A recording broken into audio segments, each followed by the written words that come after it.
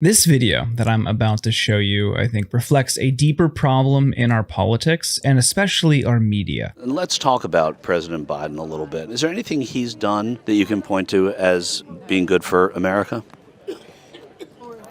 I mean, I hate to say it, don't judge me for this, but I kind of like the whole student loan thing. But again, everybody's gonna pay for everybody's student loans, so.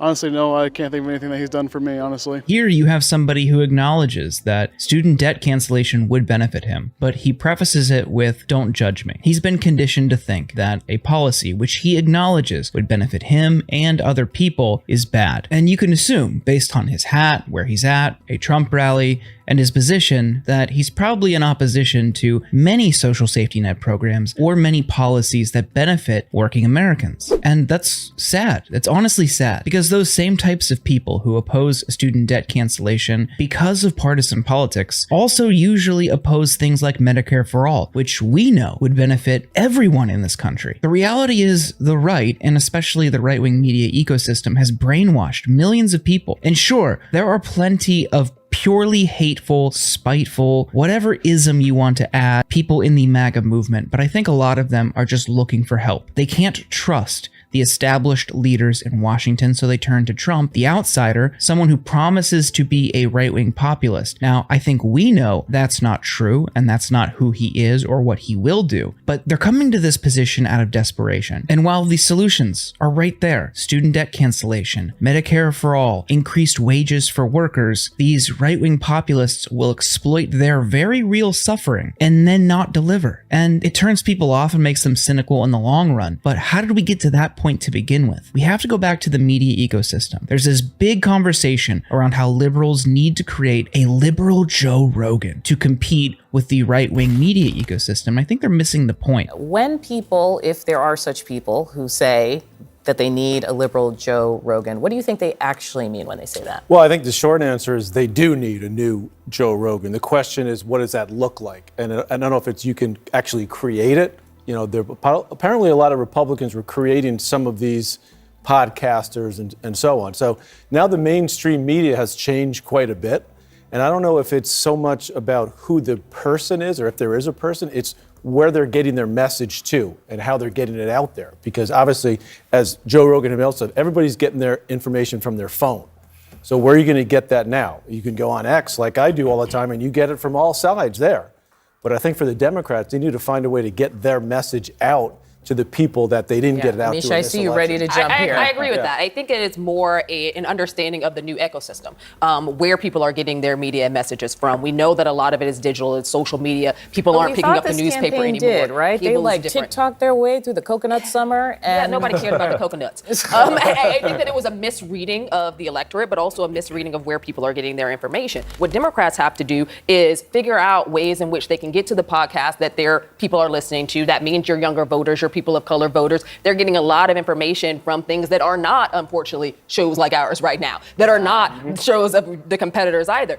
You have to find a way to break through that. And I think that for Democrats, largely, their investments have been in ad buys and campaigns that are focused on media that the young people, that diverse voter just aren't in anymore. Rogan's allure is because he's authentic and he has these long, unwieldy, 3-hour conversations with heterodox thinkers, people who don't fit in the mainstream and certainly in most cases would not be given mainstream media treatment. That is interesting to a lot of people who are tired of the same old, especially from cable news. And that's why cable news ratings are dropping. You have to fit within a pretty narrow window of opinions or ideas to even be booked on a cable news program. There's no real room for a firebrand progressive, and if they do somehow get on, they probably won't get featured prominently or often. But not having people in place like that shows a deeper misunderstanding on the left and the Democratic Party about how the media operates and really has operated for years. Trump and his team knew there were huge audiences waiting for someone to talk to them, so they used shows like Joe Rogan, Theo Vaughn, and many more to reach those people. And it worked. Now all these Democrats are saying, well, how do we do that? You can't just create somebody overnight like a new Joe Rogan. And you can't also put all of your hope and faith into Pod Save America. What makes shows like Joe Rogan popular is they aren't beholden to a party. Of course, Rogan endorsed Bernie in 2020, which was met with a swift rebuke from the Democratic establishment. They said it was because of things that Rogan had said in his past, and therefore that somehow is an indictment of Bernie, but really it underscores they've known about this problem all along. They condemned Bernie because they knew Rogan was influential, that he could potentially sway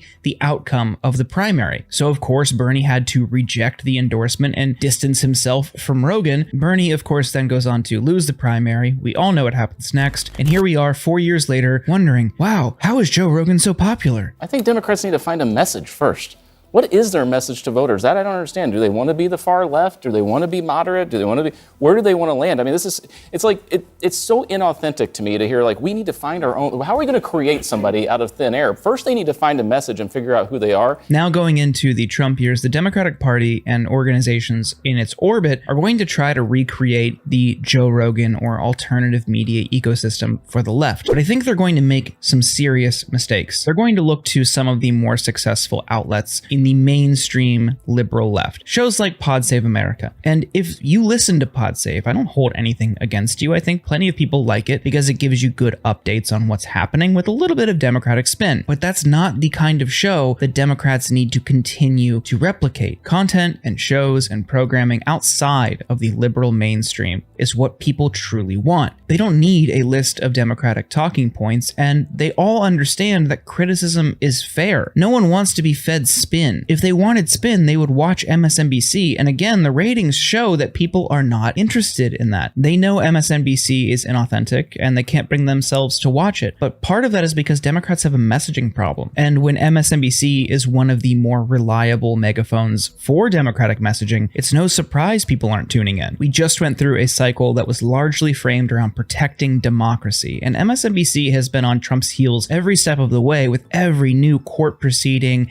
and threat to democracy and grand existential threat to our system. It didn't resonate with voters, and we saw that. If Democrats really want to create the next Joe Rogan, it's not about finding a new personality or a show to lift up or create. It's about engaging with people who already have audiences, even if it's not the typical safe messenger you would typically go to for a press release. As a result, people would be more informed. You'd beat back some of the growing right-wing narratives that are spreading in alternative media. And when you couple that with strong economic messaging that you will deliver on, I hope, we'd all be better off. Yeah, but if it gets better in the next 2 years, are you going to tell the truth, or are you going to try to just continue to cuck for the Democratic side? I will absolutely tell the truth, 100%, but I don't foresee getting better at all. I hope so. Yeah. I hope that it gets better. I believe so. I want to believe so. I just know what happened last time Donald Trump was president. Did not get better. But there's no wars. That was dope. What do you mean there was no wars? We were still in Iraq. We were still in Afghanistan. He blew up Syria and he killed Iranian general Qasem Soleimani. He threw away the Iran denuclearization agreement.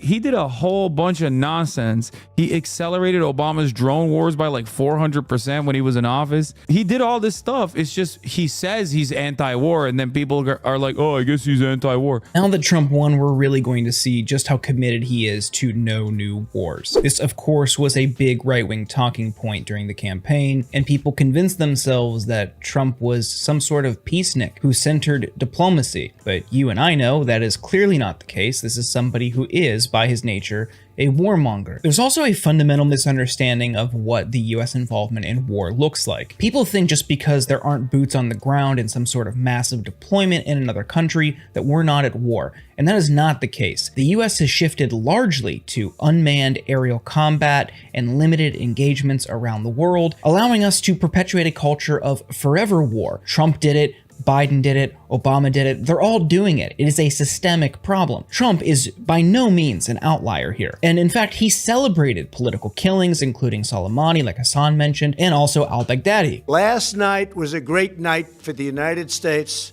and for the world.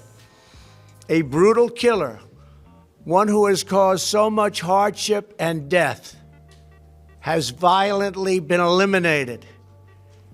He will never again harm another innocent man, woman, or child. He died like a dog. He died like a coward. The world is now a much safer place. And now that Trump is heading back to the White House, we'll really see just how committed he is to the no new wars ideology. But by appointing Marco Rubio to Secretary of State and whoever he picks for Department of Defense, I'm not holding my breath, especially when the right has been clamoring for war with Iran for years. And this is ultimately just a lie. People believed it. Bradley Martin, the guy Hassan is talking to, believes it. Many people believe it. People see Trump as some sort of unique president in the grand scheme of things, simply because he told them he didn't start any new wars. He's obviously lying. The Republicans love to lie, and so do the Democrats, but there's an important distinction to be made here. Democrats don't necessarily lie about things that would appeal to their progressive base. But they kind of ran on that right now. I know. It's called lying, Bradley. Politicians do it all the time. And Trump does a very good job at lying. The Democrats are too stupid to lie. Sometimes I'm like, oh no, they lie all the time. They lie all the time. No, what do you mean? No, they lie for dumb. They should lie for good. Okay, they should lie and be like, I want to give you health care. They don't even lie about that. Think about how stupid that is. Republicans can say whatever the they want and be like, I love doing peace. I love doing peace. I am the no war candidate. And then they come into power and they do war. And then people are like, but he said he's the no war candidate, so I believe him. Okay. Yeah, Democrats are too stupid. They don't even want to say they're the no war candidate. They don't even want to say that. They're like, no, we love war actually. That's what they're running on, which is so dumb because most Americans are like, well, okay, I don't like war. And throughout the campaign, Trump often lied about Project 2025. He said he had no knowledge of it, no involvement with it. But now that he's won, he's appointing people who helped develop and draft it to prominent White House positions, like Tom Homan, one of the authors of Project 2025. But why? But then why do they lie about so much dumb about like random? Trump said they just lie. They just make up. Everything is someone else's fault. Like what? Like all the Project 2025 that he's disavowed multiple times. They keep talking about it. Bradley, that's the Heritage Foundation. Donald Trump is absolutely going to implement Project 2025. 100p. He already did it. Do you already have like plans, proposals ready to go if you get elected? You start the deportation process. You start sealing off the border and doing executive orders, whatever it takes, whatever's within your power. It's already done, ready to go. You've seen Tom Homan. He's coming on board. They're all coming. The whole group is coming on board. You even had right-wing influencers the day after the election gleefully celebrate, saying, oh, it's my pleasure to inform you that Project 2025 was the plan all along. And of course it was. We know it was, because what was in Project 2025 aligns perfectly with long-term Republican priorities. Gutting the regulatory state, limiting people's reproductive rights, overhauling the federal government. It's no secret Republicans want to do that and have wanted to do that for years. Project 2025 was something that a lot of people paid attention to. They were like, oh my God, I can't believe that's happening. That's really devastating. And I told everybody at the time, I was like, that's Project 2024. That's Project 2026. That's Project 2023. That has been implemented, and it was implemented under the Trump administration, and it was implemented far before the Trump administration as well. It's just a continuation of the Republican strategy to increase the level of influence that they have over the federal regulatory agencies. This has been a long-standing project, just like overturning Roe v. Wade was. That was set in motion 45 years ago when the Federalist Society was created. Like, that's not new. These guys have been at this for years and years. They're ideologically committed to doing like this. So, sometimes it'll be 10 years when they can get it done. Sometimes it'll take 30 years. Sometimes, in the case of abortion, it took 45 years, if I'm not mistaken. Putting it all on paper is nothing new either. The Heritage Foundation, which is one of the largest and most influential right-wing networks in the country, put out policy books for years. The only thing that's unique here is that policy actually became a major topic of discussion in a presidential race. It wasn't just vibes. For a while, people were substantively talking about the contents of Project 2025. That is new. And of course, that was a transparent lie to you and me. But when people like Bradley Martin, who is a mega influencer across multiple platforms with millions and millions of followers, when they believe it and parrot it to their audiences, that results in the problem we saw play out in 2024, where uninformed influencers lean into right-wing framing and narratives and mislead their audiences. There's a whole conversation now about how the manosphere, like you're seeing there, shaped the political election, and it's not something that people should dismiss or ignore. These people have built up massive followings on typically apolitical content that Trump and his allies leaned into for political success. And it really underscores the importance of channels like this one, Rebel HQ, that do our best every single day to bring you true and accurate information. So at the very least, if you can like this video and subscribe to the channel, you can do a small part in helping negate the influence of the manosphere in the next election.